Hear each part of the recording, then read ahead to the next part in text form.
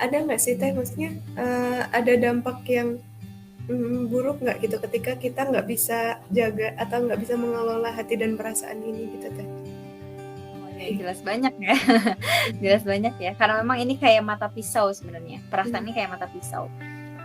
Ya di satu sisi ini hal yang positif gitu ya, baik-baik aja gitu ya, baik-baik aja. Karena memang ini bisa apa ya, bisa ngelatih emosi kita gitu ya sebagai seorang perempuan, karena memang fitrahnya perempuan itu feminim gitu ya, feminim itu ya tadi penuh dengan kasih sayang, penuh dengan ketulusan, penuh dengan perasaan gitu kan. Bahkan kalau misalnya kita lihat fitrahnya itu kan, fitrah perempuan itu pembasuh luka gitu ya, pembasuh luka. Makanya kalau ada anak nangis, biasanya kalau diobatin sama perempuan itu lebih adem gitu ya, lebih cepat tenangnya daripada sama ayahnya misalnya kayak gitu, karena memang fitrahnya kita adalah pembasuh luka gitu ya. Tapi negatifnya seperti apa? Ketika kita tidak bisa mengelola perasaan, ya tadi bisa jadi kita pikirannya macam-macam gitu ya, kemana-mana gitu ya. Kayak misalnya tadi ya, kalau kita kaitkan sama menjaga hati ya, menjaga hati perasaan. Ketika dibaikin sama orang lain itu sebenarnya ya alhamdulillah gitu ya. Ketika satu sisi itu ya itu kebaikan, tapi di sisi lain itu jadi racun gitu ya, jadi racun dalam diri kita, karena kita jadi berpikirnya macam-macam. Wah, dia baik ke kita nih, jangan-jangan ada A, B, C dan segala macamnya. Akhirnya kita baper. Terus kejadian itu berulang lagi, semakin tajamlah perasaan kita dan semakin hilanglah pikiran kita gitu ya. Jadi kita tidak bisa berpikir logis, tapi kita lebih banyak mempengaruhi perasaan. Akhirnya kalau untuk remaja akhir gitu ya, untuk para pemuda, bisa jadi ya itu tadi terjerumus ke yang namanya VMG, atau terjerumus ke yang namanya pergaulan bebas dan segala macamnya gitu ya. Itu karena apa? Asal muasalnya itu dari perasaan.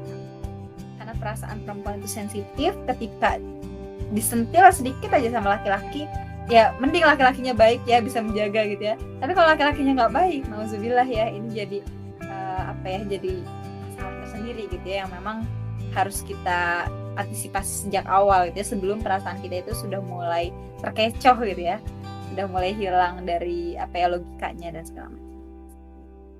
Nah tadi Teh kalau misalnya tadi kan sempat disinggung juga nih Teh ada VMG gitu ya. Nah terus apa yang bisa kita lakukan gitu Teh ketika ketika VMG itu datang, kan tadi Teh Kiran juga menyebutkan kalau itu fitrah gitu ketika kita suka atau yang menyukai lawan jenis gitu. Nah ada apa Teh yang harus yang bisa kita lakukan gitu untuk bisa menghadapi VMG itu Teh?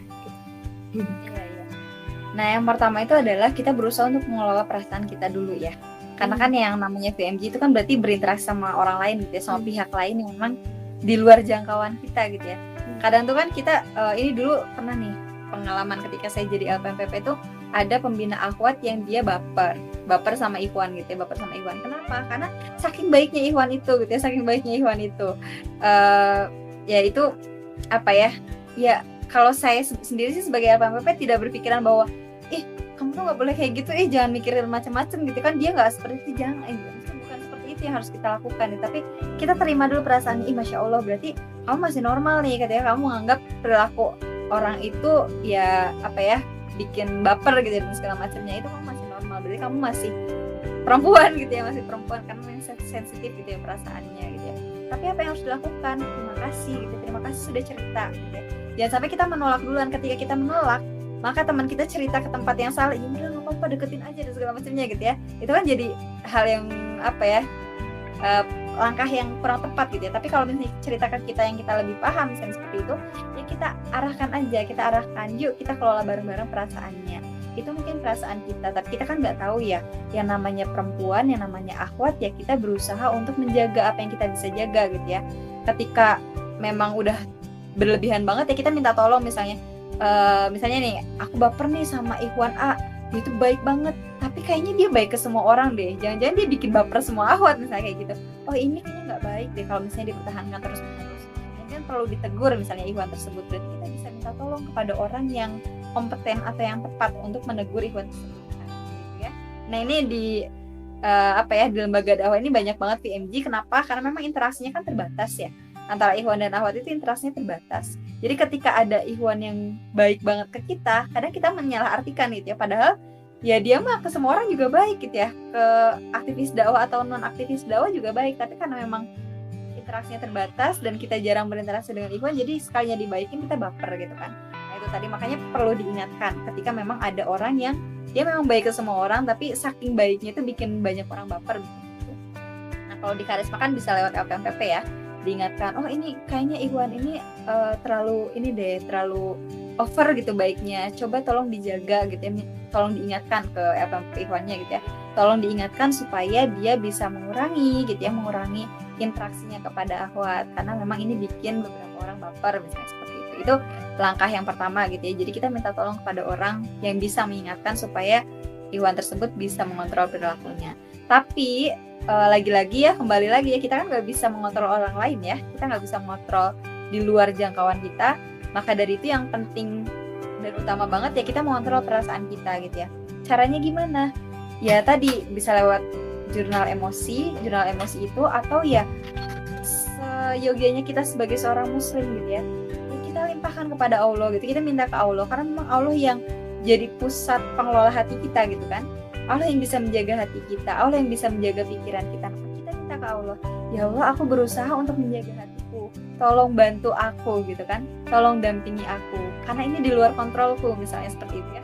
Kita kan nggak bisa kontrol terus-terusan ya, kadang kan emosi itu yang namanya emosi naik turun, bolak-balik dan segala macamnya. Kita minta ke Allah, makanya ada doa, ya muqallibal qulub tsabit qalbi ala dinika gitu ya. Wahai pembolak-balik hati, tetapkanlah hatiku kepada agamaku gitu ya. Ketika kita yakin bahwa agama kita itu benar gitu kan, maka Allah akan menguatkan gitu. Aku mintalah ke Allah untuk menguatkan supaya aku nggak terombang-ambing hatinya gitu, tidak terombang-ambing perasaannya, supaya Allah tetap menjaga perasaanku supaya tidak tercemari sama virus merah jambu tadi gitu kan. Itu ikhtiar yang bisa kita lakukan gitu. Terus yang selanjutnya adalah alihkan ke aktivitas yang lebih produktif. Kadang itu kita banyak baper, kenapa? Karena kita diem, kita berpikiran kepada satu hal, oh dia baik banget ya sama aku, oh iya bener ya baik, oh ya ada ini, kita kan mikirin itu terus gitu ya. Ada nggak sih aktivitas yang bisa kita lakukan selain itu gitu ya, selain mikirin kebaperan kita gitu ya, selain fokus ke perasaan kita? Oh jangan-jangan kita banyak baper itu karena kita nggak ada produktivitas yang lain gitu kan. Misalnya yaudah kita alihkan ke tilawah tadi kan, atau kita alihkan ke aktivitas lain, kita alihkan ke sibukan diri ke hal-hal yang lebih produktif gitu ya, ke kegiatan-kegiatan karisma atau ke menghasilkan karya, menulis dan segala macamnya gitu ya. Itu bisa kita alihkan gitu. Kita nggak fokus ke perasaan kita aja seperti itu. Nah ini 3 hal yang memang perlu kita coba ya teman-teman ya, kita coba. Dan sejauh ini sih menurut aku ini sangat efektif. Kadang kita tuh ngerasa mellow ketika iman kita lagi yankus gitu ya, lagi turun banget. Mungkin kita kurang tilawah, mungkin kita kurang dengerin kajian, mungkin kita kurang berbuat baik gitu ya di luar sana, akhirnya kita jadi yankus, kita jadi mellow, jadi baper dan segala macamnya gitu. Tapi kalau kita memaksimalkan, mengoptimalkan waktu kita dan effort kita untuk hal kebaikan gitu ya, untuk beribadah kepada Allah, insya Allah kita nggak akan berlarut-larut dalam perasaan seperti itu. Tapi kadang tuh kayak gini teh, kadang tuh kan kalau misalnya emang lagi suka gitu ya teh, itu tuh ketika di kan memunculkan rasa-rasa nagih gitu, maksudnya kayak kan senang gitu, jadi akhirnya mungkin jadi tergoda hawa nafsu juga teh gitu. Mungkin itu pentingnya juga ya teh, tetap menjaga iman itu tadi, menuntut ilmu, terus baca, mendekatkan diri kepada Allah kayak gitu ya teh. Ini tambahan aja ya, tadi ya benar juga, ini tantangan yang disampaikan sama Isna. Kadang yang namanya kita merasa nyaman, merasa ya tadi jatuh cinta itu nagih gitu ya, jatuh cinta itu nagih. Nah ini ada kasus nih ya, ada kasus ketika seorang, saya lupa apakah itu adik karisma atau pembina karisma ya. Jadi dia itu tipikalnya itu sebenarnya jarang curhat ke sesama jenis gitu ya, sesama jenis. Jadi dia tuh ngerasanya tuh, oh kok nggak ada yang satu frekuensi sama aku ya di karisma ini gitu kan.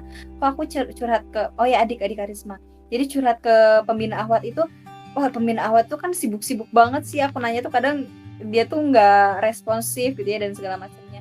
Tapi beda nih kalau aku nanya ke akang itu misalnya gitu, akang itu tuh kalau misalnya aku tanya tuh dia langsung responsif gitu, dia langsung mau dengerin curhatan aku, terus mau nanggapin curhatan aku gitu, yang ngasih masukan dan nyemangatin gitu kan. Itu kan seneng banget ya misalnya kayak gitu. Nah ini kasus adik karisma tuh banyak yang seperti ini. Makanya aku tuh dulu waktu di karisma sering mengingatkan gitu ya kepada para pembina, yuk kita berusaha untuk mengoptimalkan peran kita sebagai kakak pembina gitu ya, sebagai akang teteh pembina, supaya kita menjaga gitu ya, menjaga supaya adik-adik kita itu nggak salah langkah gitu ya, nggak baper ke lawan jenis misalnya kayak gitu. Kadang karena curhat ke teteh pembina tapi responnya kurang klik sama dia, akhirnya dia curhatnya sama temennya yang lawan jenis gitu kan, atau ke pembina Ikhwan, karena memang dianggapnya lebih nyaman. Ya wajar gitu ya, karena memang kenyamanan kita itu ya biasanya ada di lawan jenis gitu ya, kenyamanan perempuan itu ada di laki-laki, kenyamanan laki-laki ada di perempuan gitu ya. Ini fitrahnya Allah gitu ya, makanya Allah memasangkan perempuan itu dengan laki-laki gitu ya, nggak dengan sesama perempuan, karena memang fitrahnya memang ketentraman kita, kenyamanan kita ada di lawan jenis. Cuman ya tugas kita berusaha seoptimal mungkin supaya memberikan kenyamanan kepada sesama teman kita gitu ya, sesama saudara kita yang sejenis gitu ya, supaya dia bisa bisa menemukan ketentraman itu gitu ya dengan sesama jenisnya, nggak melampiaskannya ke lawan jenis seperti itu. Nah itu yang perlu kita optimalkan gitu ya. Jadi tadi cari teman yang memang bisa membuat kita nyaman tapi satu jenis, supaya kita nggak salah tingkah lah gitu ya, nggak salah tingkah gitu ya ke yang lawan jenis dan segala macamnya. Nah ini perlu kita antisipasi ya, walaupun memang tadi ya yang namanya suka ke lawan jenis itu fitrah banget, tapi kita butuh teman sesama jenis untuk mengungkapkan perasaan kita gitu ya, mengelola perasaan kita, saling ingetin, saling nguatin gitu ya. Bahkan kalau perlu di karisma ini perlu ada buddy ya, buddy itu ya dipasangkan, misalnya oh iya Isna sama Yuli misalnya gitu, itu satu buddy, ntar Sri sama Teteh misalnya satu buddy. Jadi kita saling ingetin gitu, gimana nih perasaannya hari ini. Jadi nggak cuma nanya kabar doang ya, ini yang dulu tuh ketika di karisma tuh sering saya budayakan gitu ya, kita nggak cuma nanya kabar tapi kita nanya perasaannya, karena perasaannya jarang loh yang nanyain gitu ya. Kadang kan kabarnya sehat-sehat tapi dia ngomongnya sambil cemberut, sambil kusem, sambil apa gitu kan. Nah itu bisa digali sebenarnya, ini apa sih, gimana sih perasaan kamu hari ini gitu, apa sih yang buat kamu bahagia, apa sih yang buat kamu sedih. Kan ketika ditanya kayak gitu seneng gak sih kalau misalnya nih aku nanya nih, Sri gimana perasaannya Sri hari ini, apa nih Sri yang bikin bahagia gitu kan. Biasanya kan kita senang ya kalau berkaitan sama perasaan itu, kita senang ditanya. Nah sayangnya untuk sesama kita tuh itu jadi hal yang tabu gitu ya, apa sih nanya perasaan. Tapi kalau biasanya kalau lawan jenis itu lebih ini, kamu kenapa sih kemarin sedih gitu kan. Kan kita ngerasa deg gitu ya ditanya kayak gitu sama lawan jenis, loh kok dia tahu kalau aku lagi sedih kemarin gitu kan. Itu kan yang bikin sensitif gitu ya, sensitif ke perempuan gitu ya. Makanya daripada itu ditanyakan sama lawan jenis, yuk kita saling tanyakan gitu ya sesama perempuan untuk menanyakan perasaannya masing-masing, supaya masing-masing dari kita punya keterikatan, punya kenyamanan gitu ya, supaya tidak melampiaskannya ke lawan jenis gitu ya.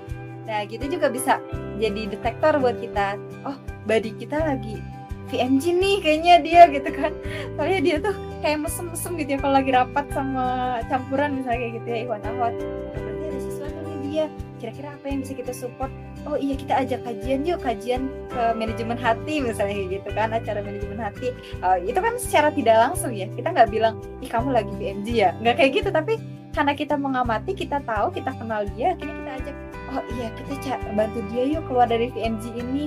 Caranya apa? Oh ya kita ajakin dia untuk ikutan kajian manajemen hati, atau misalnya aku ada ini nih, ada postingan IG yang menarik banget nih buat kita nih para akhwat misalnya gitu. Itu juga sangat membantu sebenarnya teman-teman, sangat membantu teman kita yang saat ini sedang terkena VMG gitu ya.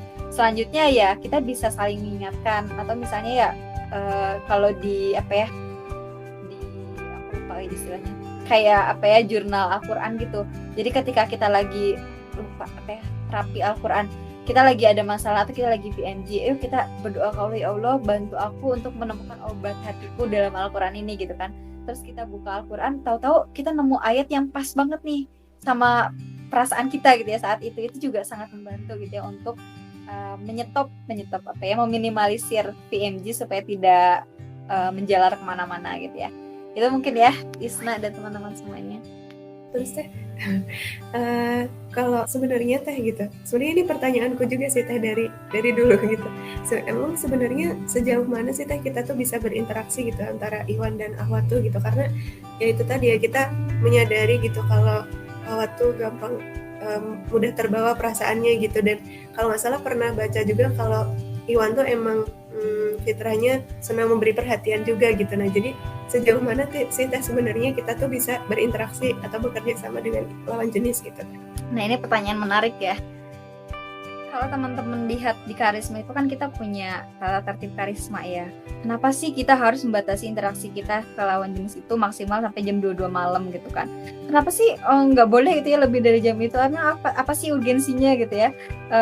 Atau dan segala macamnya gitu ya? Atau misalnya jarak ini ya, jarak interaksi. Kan ada ya di karisma itu jarak interaksinya itu sejarak rentang tangan gitu ya, rentang tangan memutar dan segala macamnya gitu ya.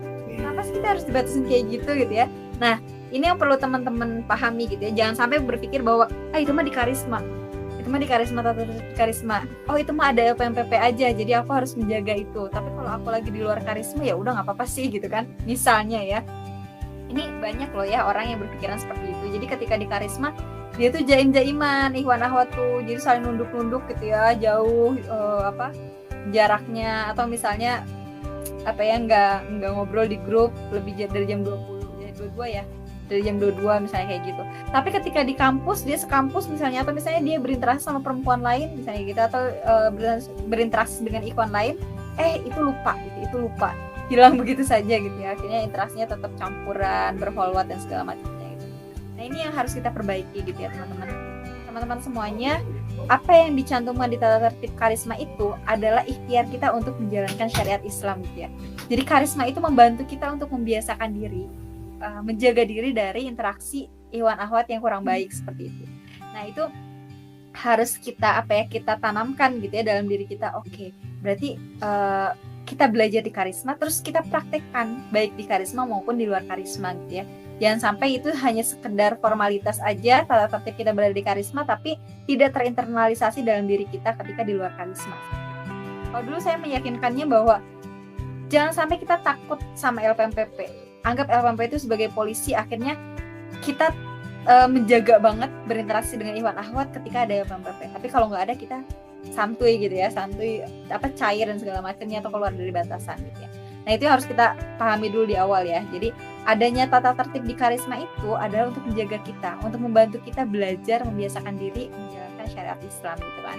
Itu kan apa yang dicantumkan di tata tertib karisma kan tidak menyalahi syariat Islam ya, malah membantu gitu ya. Kayak misalnya tadi tidak berkholwat berduaan. Kenapa sih kalau di karisma itu kalau rapat berduaan itu harus ngajakin LPMPP gitu kan? Atau harus ngajakin orang lain gitu di luar sana? Itu bukan karena di karisma, tapi karena Islam mengajarkan seperti itu gitu ya. Itu yang harus dipahami. Islam mengajarkan kita untuk tidak berkholwat. Berkholwat itu kan berdua-duaan dengan lawan jenis, ini jelas ya. Jadi kita nggak boleh berdua-duaan dengan lawan jenis untuk menghindari yang ketiganya itu setan gitu kan. Karena kalau ngobrol berdua itu pasti ada godaannya gitu. Apakah misalnya godaannya kita jadi baper tadi kan? Jadi baper, ini ngobrol sama ini ternyata dia lebih nyaman ya diajak ngobrol gitu kan. Akhirnya ketagihan. Yang tadi yang kata Isna itu ketagihan. Akhirnya lagi kalau ada curhatan apa, kita curhatnya ke ikhwan itu misalnya. Nah, itu yang harus kita hindari ketika berkholwat itu. Makanya untuk kalau aku pribadi ya, dulu itu sering berusaha untuk menjaga tidak berinteraksi berdua via chat sekalipun gitu kan. Jadi WA-an berdua via chat itu berusaha untuk menghindari. Kenapa?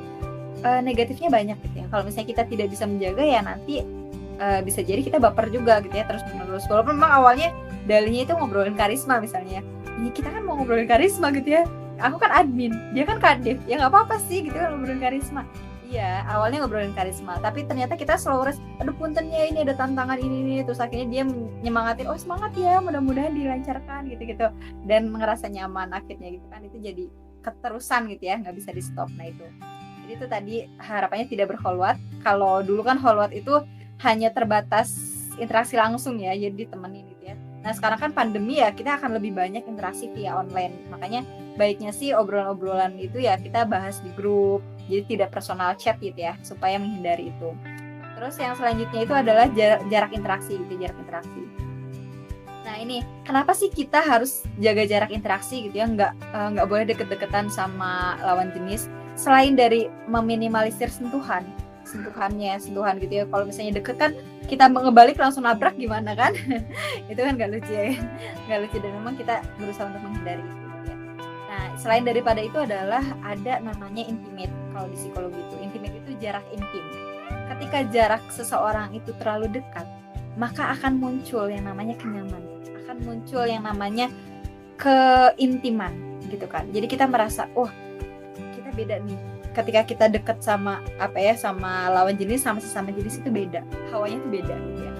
Bahkan ada penelitian, ini aku belum cross check ya penelitiannya apakah sudah valid atau enggak, tapi antara laki-laki dan perempuan itu mengeluarkan yang namanya hormon feronin gitu ya, yang menimbulkan ketertarikan antara satu sama lain. Jadi kalau misalnya kita terlalu dekat jarak intimitnya, maka kita akan saling tarik menarik gitu ya, ya kayak magnet aja gitu ya. Kalau positif sama positif kan mental ya, tapi kalau positif sama negatif terlalu sering intim gitu kan, interaksinya dan segala macamnya, itu akan menimbulkan yang namanya ketertarikan satu sama lain gitu kan. Itu yang harus dihindari.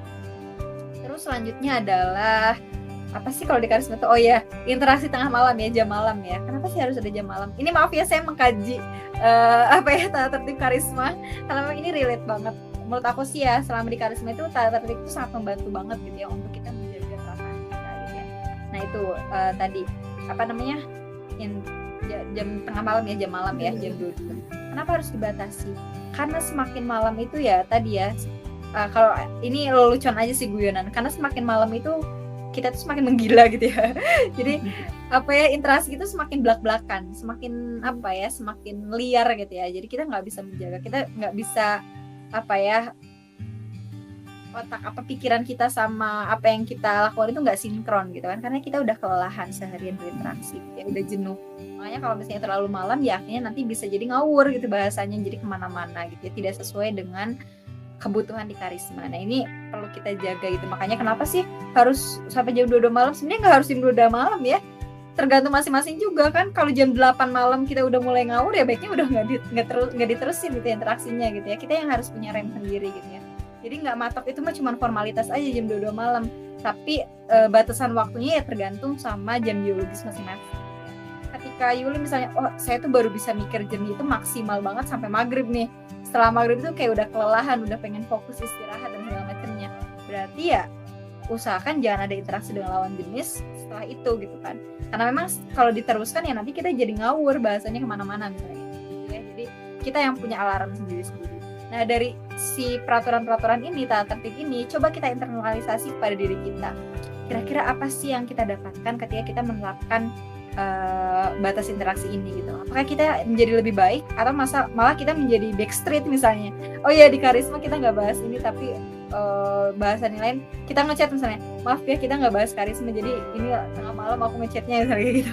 Nggak kayak gitu juga gitu kan. Jadi kita berusaha untuk menerapkan apa yang kita dapatkan di karisma itu dalam kehidupan kita sehari-hari. Nah ini yang aku terapkan juga ya.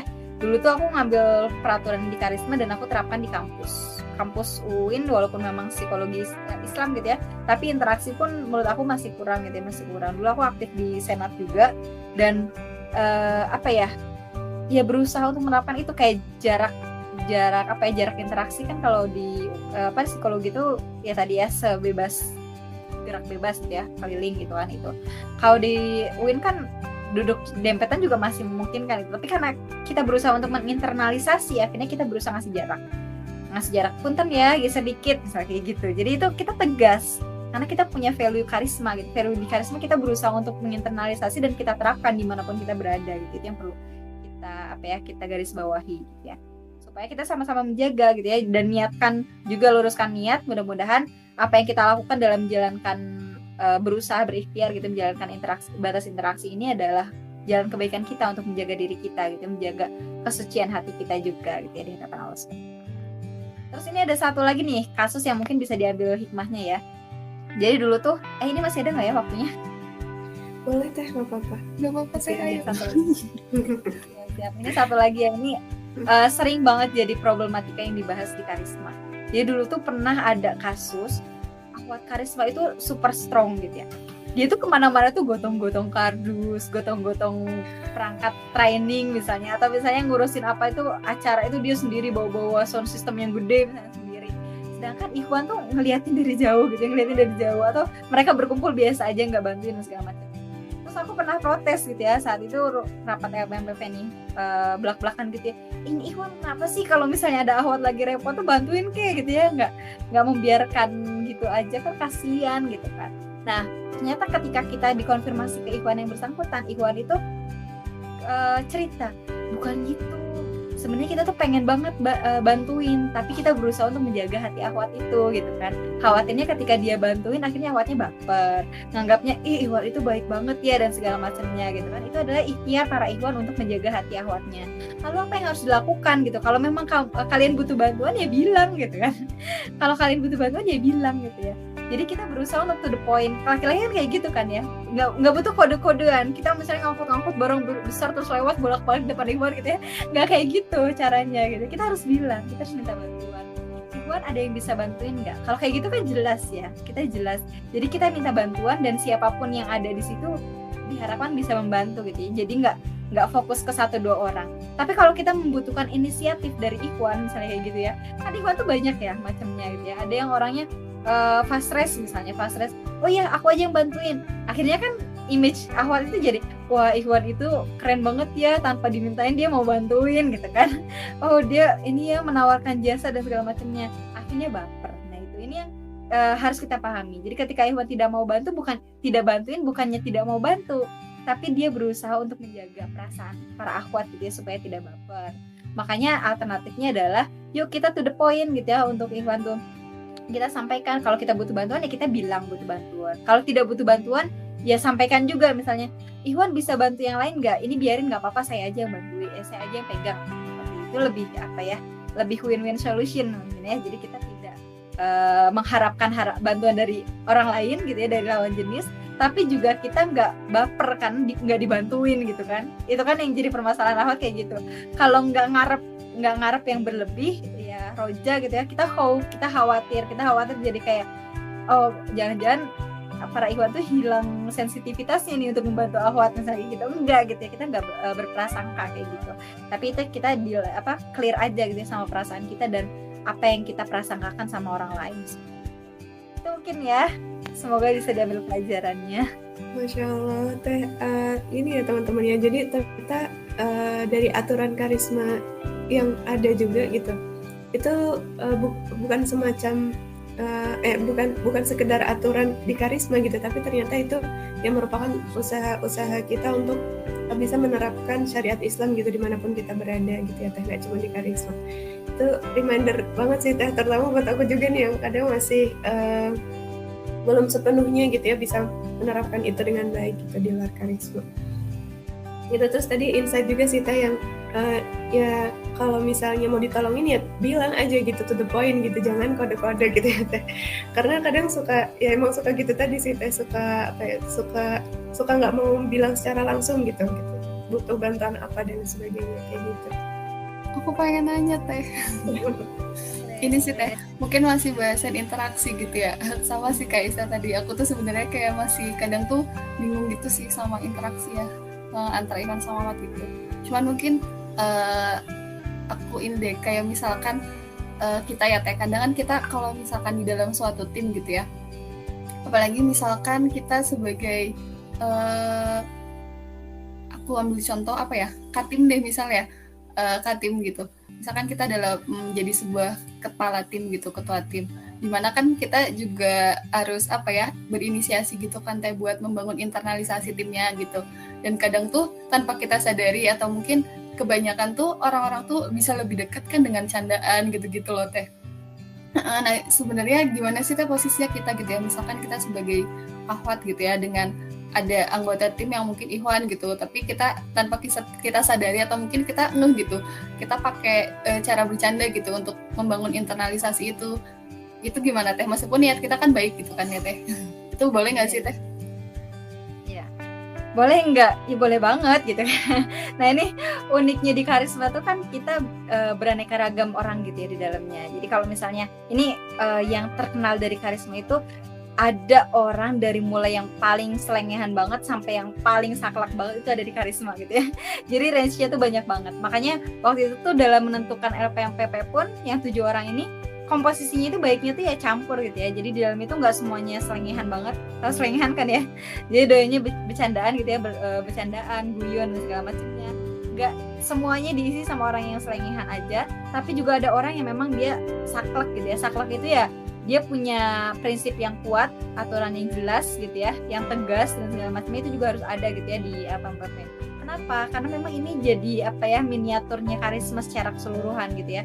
Jangan sampai di LPMPP itu orangnya saklek-saklek semua gitu, akhirnya orang-orang yang selengehan, yang guyonan gitu itu jadi kaku gitu ya di karisma gitu ya, karena tidak terfasilitasi gitu kan. Makanya ya harus seimbang gitu ya antara itu semua. Terus gimana caranya supaya guyonan ini tidak berlebihan gitu ya dalam berinteraksi antara Iwan dan Akhwat? Makanya harus ada yang mengingatkan gitu kan. Tadi makanya harus ada orang yang tegas, orang yang bisa mantau. Nah, kenapa dulu itu ketika kita offline gitu ya, ketika offline itu kalau rapat, forum atau apapun harus ada LPMPP-nya. Nah, itu dulu peraturannya seperti itu kan, harus didampingi oleh LPMPP. Kenapa gitu kan? LPMPP di situ tugasnya itu bukan seperti kadep yang harus memantau performance dari masing-masing kepanitiaan, forum dan segala macamnya. Bukan. Tapi LPMPP di sini adalah mendampingi dan memantau gitu ya batasannya. Karena kan kalau udah guyon itu kadang kita lost gitu ya, kelewat batas gitu ya. Nah, tugas kita itu sebagai LPMPP adalah memantau apakah ini masih on track, interaksinya itu masih wajar, atau ada sesuatu yang janggal gitu. Makanya kalau misalnya di kepanitiaan itu baiknya ada LPMPP yang tidak terjun ke kepanitiaan, tapi dia bertugas sebagai helikopter view, sebagai pemantau. Ini dulu saya pernah ngalamin nih, ketika pertama kali jadi LPMPP, kita waktu itu qadarullah langsung ada acara Kampung Ramadan ya. Kampung Ramadan itu 4 hari 3 malam kita di Pangalengan atau Majalaya lupa. Nah, saat itu kita kekurangan orang, panitia Kampung Ramadan tuh. Kekurangan orang, akhirnya 4 orang LPMPP yang ikut kan, 3 orang itu semuanya terjun jadi fasilitator, jadi mentor. Nah, saat itu saya memutuskan untuk nggak jadi mentor. Kenapa? Bukannya nggak mau ya ngebantuin, tahu lagi kekurangan orang, tapi menurut aku masih ada tugas LPMP yang belum terjalankan di situ. Masih belum ada helikopter view. Kan kalau semuanya masuk ke mentor kan ya masing-masing dia megang adik mentor sendiri-sendiri kan. Tapi yang memantau interaksinya sudah sesuai, semuanya sudah berjalan lancar, terus komunikasinya dan segala macam itu nggak ada gitu ya. Makanya butuh helikopter view. Butuh 1 orang yang memang dia bertugas untuk memantau. Yang tadi ya, yang banyak orang nyangka itu LPMP itu sebagai polisi, bukan sebagai, ya memang sih seperti itu ya, tugasnya kurang lebih yang memang memantau seperti polisi gitu, tapi bukan seperti itu, tapi kita bantu untuk mengingatkan, oh iya kita itu dari tadi ketawa-ketawa, hari kerjaan belum selesai misalnya kayak gitu. Nah, ini ada yang dengan cara guyon aja nggak apa-apa, jadi kita masuknya itu dengan cara guyon, oh iya ayo kita kembali lagi yuk ke topik yang tadi biar nggak terlalu melebar misalnya kayak gitu. Kita nggak melarang orang lain untuk guyon gitu ya, bercandaan nggak melarang, memang bagus gitu ya, bagus untuk membangun bonding, tapi tetap harus ada batasan yang wajar supaya tidak ada kebaperan di dalamnya gitu kan, atau misalnya ya tugas-tugas kita sebagai pembina karisma malah jadi tidak terjalankan karena memang kebanyakan guyon tapi progresnya nggak ada misalnya kayak gitu. Nah, itu peran kita sebagai LPMPP gitu kan. Nah, teman-teman juga nggak harus nunggu LPMPP ketika value ini sudah terinternalisasi di diri teman-teman punya batasan sendiri gitu ya. Walaupun gak ada LPMPP, oh iya kayaknya kita berlebihan deh bercandanya sampai ada yang pundung misalnya kayak gitu kan. Itu kan harus ada self evaluation sendiri gitu ya. Oh iya, stop. Berarti nanti kedepannya kita nggak usah bahas beginian ya. Boleh bercanda tapi ya sewajarnya aja misalnya kayak gitu. Jadi itulah yang harus kita pahami oleh masing-masing gitu ya. Dan memang butuh jam terbang ya.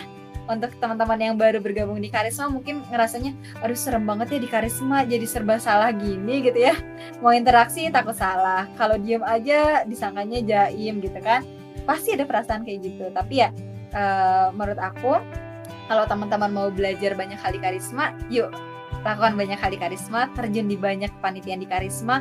Semakin banyak jam terbang teman-teman di Karisma, maka teman-teman akan semakin paham betapa pentingnya kita menjalankan value-value Karisma dan tata tertib yang ada di Karisma untuk kebaikan kita sendiri dan kebaikan orang lain.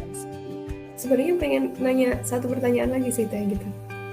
Gimana kasusnya kalau misalnya udah terlanjur nih Teh, istilahnya mungkin kebablasannya gitu ya, yang nggak sekebablasan itu, tapi maksudnya sebagai muslim yang tahu gitu ya batasannya, tapi ternyata udah kebablasan nih, udah terlanjur, mungkin ada yang udah udah terlanjur gitu. Karena aku pribadi gitu ya Teh, ada beberapa teman-temanku juga gitu yang suka curhat gitu ya, ini bukan di Karisma sih, tapi teman di luar karisma yang sebenarnya di lembaga dakwah juga nih teh gitu, tapi karena sudah apa istilahnya mungkin terlanjur nyaman gitu ya, akhirnya ketika nggak interaksi dengan ikhwannya gitu, dia tuh ngerasa ada yang hilang gitu, ada yang ya gitu nggak biasa gitu, kata dia tuh kayak gitu teh. Nah itu gimana tuh teh, ada tips atau mungkin ada saran nggak teh kalau dari teh Kiram? Iya. Nah, kalau misalnya ada yang sudah merasa over nyaman gitu, terlanjur nyaman, ya harus diingatkan sejak awal gitu ya, sejak awal misalnya, oh ternyata aku tuh ngerasa nyaman banget nih di sini. Kita curhatin aja dulu gitu, cari orang yang sekiranya bisa bantu kita untuk keluar dari zona nyaman itu gitu ya. Karena kan kalau terus-terusan mempertahankan zona nyaman itu ya nggak baik juga gitu ya. Kalau kita tahu itu salah, oke. Yang penting orang itu tahu dulu kalau itu adalah hal yang salah misalnya. Jadi misalnya, aku udah nyaman banget nih curhat sama akang itu, gimana dong kalau aku nggak nyaman itu ketagihan dan segala macamnya. Tapi aku tahu ini salah gitu ya. Itu alhamdulillah gitu ya. Berarti teman-teman sudah ada nilai plus 1 gitu kan. Teman-teman tahu itu hal yang tidak baik. Kalau teman-teman tahu hal yang tidak baik, berarti kan harus dihentikan gitu kan. Itu PR-nya. Gimana cara menghentikannya? Ya tadi, coba cari orang yang sekiranya bisa bantu teman-teman keluar dari zona nyaman itu gitu kan. Ya, misalnya ini nih, misalnya curhat ke Tesri, misalnya Tesri itu enak banget nih diajak curhat tentang hal-hal seperti ini. Ya udah nggak apa-apa, curhat dulu aja ke Tesri. Gimana dong, ini aku udah terlanjur nih kayak gini, apa yang harus aku lakukan gitu kan. Nah, boleh disarankan untuk misalnya dibantu untuk cari aktivitas lain tadi ya, pengalihannya, atau yang kedua adalah ditegaskan, apalagi kalau sama-sama sadar gitu kan. Jadi yang ikhwannya juga sama sadar, oh ini kayaknya udah berlebih ya. Kita harus belajar untuk menegaskan gitu kan. Kayaknya kita udah berlebih deh interaksinya. Udah ya, kita stop aja ya di sini. Kalau ada apa-apa ya kita bahas di grup besar aja gitu kan. Nah, ini makanya kita harus meminimalisir interaksi berdua ya, baik offline maupun online, karena kita nggak bisa membatasi kalau cuman berdua aja tuh. Apalagi kalau online ya. Kalau offline kan masih bisa dibatasi, oh aku di mana, dia di mana, jadi nggak akan ketemu, aman lah gitu kan. Tapi kalau online di mana-mana kan bisa gitu ya. Kita sambil tiduran pun masih bisa gitu kan kontakan. Nah, itu yang jadi alarm buat kita ya. Alarm berarti kalau bisa ya kita hindari untuk interaksi berdua gitu kan, supaya tidak menimbulkan fitnah dan juga baperan yang berlebih gitu kan. Itu. Terus yang selanjutnya adalah ya kita tegas sama diri kita gitu. Kita harus punya value yang kita pegang. Kalau aku tuh dulu sempat gini mikir, aku nggak mau pacaran gitu kan. Aku nggak mau pacaran. Kalaupun ada orang yang suka sama aku, ya nggak usah ngomongnya ke aku. Yuk ke rumah. Siapa yang berani ke rumah ketemu sama orang tua, clear gitu kan. Itu lebih aman daripada kita interaksi berdua terus gali-gali berdua doang. Makanya sekarang itu kan ada sistem ta'aruf ya. Ini alhamdulillah banget intinya buat teman-teman untuk menghindari kebaperan. Karena walaupun sudah masuki tahap ta'aruf, belum tentu teman-teman itu jodoh. Bahkan sudah sudah ijab kabul belum, hitbah.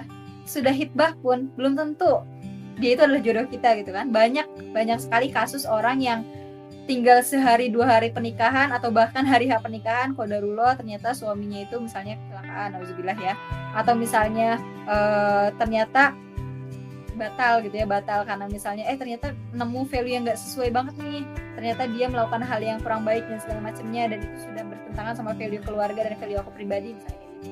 Itu bisa jadi batal. Akhirnya kalau misalnya sudah sejauh itu kita menaruh harapan ke orang, akhirnya kita kecewanya itu bikin depresi.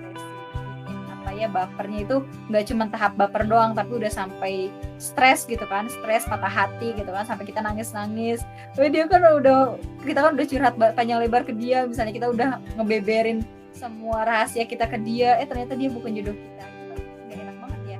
Terus misalnya dia batal jadi jodoh kita terus nikah sama orang lain, itu kan banyak juga ya kejadian seperti itu. Akhirnya kan akan ada kecanggungan ketika suatu saat nanti kita ketemu gitu kan, kita ketemu sama yang bersangkutan gitu kan. Itu juga kenapa kita berusaha untuk menghindari pacaran gitu. Kenapa di karisma itu nggak boleh pacaran gitu ya, nggak boleh pacaran. Itu salah satunya adalah kita untuk menjaga diri kita, dan karisma itu membantu kita loh gitu, membantu kita.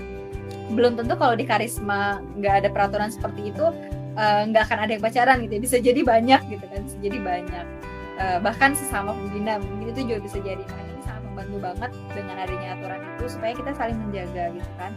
Kita meyakini lagi bahwa tempat kita menggantungkan harapan dan doa kita ya kepada Allah, bukan kepada manusia. Karena ketika ketika kita menggantungkan harapan kepada manusia, pasti akan banyak sekali rasa kecewa yang kita dapatkan gitu ya. Tapi kalau kita menggantungkan harapan kepada Allah, walaupun kita sudah menjelang berjodoh dengan dia gitu kan, tapi karena kita gantungkan harapannya ke Allah bukan ke dia, ketika batal ya udah gitu kan, kita yakin bahwa Allah pasti akan menggantinya dengan yang lebih baik lagi gitu kan. Kita nggak akan baper sama manusia, tapi kita akan malah makin yakin, makin kuat keimanan kita dan pengharapan kita kepada Allah Subhanahu wa taala. Seperti itu, Isna. Masya Allah. Nih ya Teh, yang pengen aku highlight lagi nih tadi, kalau misalnya udah terlanjur gimana gitu. Tadi kata Teh Kiran, ya ketika sudah terlanjur dan merasa ada yang salah gitu, itu udah satu hal gitu ya Teh, udah jadi alarm, itu udah satu hal yang jadi awal yang baik gitu untuk melanjutkan aktivitas kepada diri sendiri gitu ya Teh, untuk yang mungkin minta bantuan ke orang lain juga gitu dan lebih mendekatkan diri kepada Allah. Masya Allah, alhamdulillah ya teman-teman, aku pribadi dapat banyak insight nih dari Teh Kiran di podcast kali ini ya teman-teman ya, terkait dengan manajemen hati gitu, atau interaksi juga gitu kan. Jazakillah khairan kasiran, Teh Kiran sudah memberi sudah berbagi insight-nya gitu, berbagi ilmunya kepada kita dan teman-teman pembina Karisma Ahwa juga nih. Semoga doa terbaik gitu buat Teh Kiran gitu ya, semoga Teh Kiran selalu sehat gitu, Teh Kiran dan keluarga gitu selalu dalam lindungan Allah juga. Barakallahu fikum Teh Kiran, mungkin bisa kita akhiri dengan bacaan hamdalah ya Teh ya. Alhamdulillahirrahmanirrahim. Ya, kemudian kita juga istighfar yang seikhlas-ikhlasnya gitu.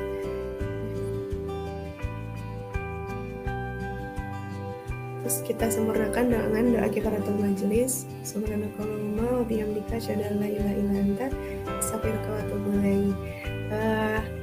Podcastnya aku tutup dengan salam. Wassalamualaikum warahmatullahi wabarakatuh. Sampai ketemu di podcast selanjutnya teman-teman. Bismillah.